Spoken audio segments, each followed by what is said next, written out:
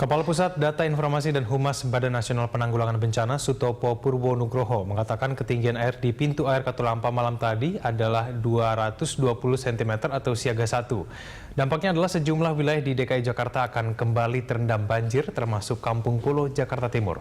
Dan untuk mengetahui situasi terkini di Kampung Pulo telah bergabung reporter Berita 1 Anggia Kusumawardaya.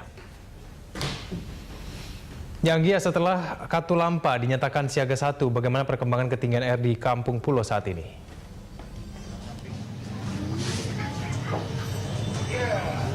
Ya, memang terima kasih kan. Memang sesuai dengan prediksi dari Badan Meteorologi, Klimatologi, dan Geofisika yang menyatakan bahwa hujan lebat akan mengguyur Jakarta dan memang hujan turun di Jakarta sehingga mengakibatkan banjir di beberapa kawasan termasuk di Kampung Pulo, tepatnya di kawasan Kampung Melayu, Jakarta Timur. Di tempat saya berdiri ini saja ketinggian air mencapai sekitar 50 hingga 60 cm, sedangkan di Kampung Pulo ketinggian air dari dasar sungai mencapai 780 cm atau dari atas permukaan tanah mencapai sekitar 4 hingga 5 meter. Dan menurut keterangan warga, sebelumnya air sempat surut, namun air kembali naik sejak pukul 6 pagi tadi dan terus naik dengan kecepatan yang cukup cepat. Dan untuk sementara ini memang bantuan pengungsi seperti tenda-tenda, air minum, air bersih, dan MCK masih tetap ada dan berdiri tegak. Namun tampaknya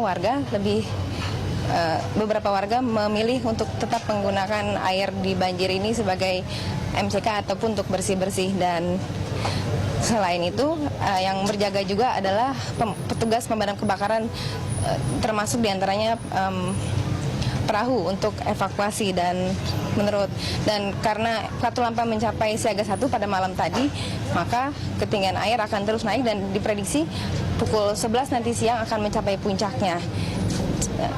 Egan. Ya, Anggia mencermati mengenai ketinggian air yang terus meninggi hingga nanti pada pukul 11 siang. Apakah warga sudah kembali bersiap-siap mengungsi, Anggia?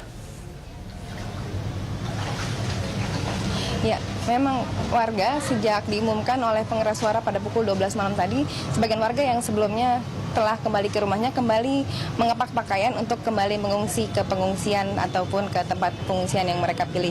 Dan selain itu, namun memang ada sebagian warga yang tetap bertahan di rumahnya, terutama mereka yang memiliki rumah bertingkat karena beberapa alasan, diantaranya karena untuk menjaga harta benda, dan selain itu juga karena merasa lebih nyaman tinggal di rumah sendiri.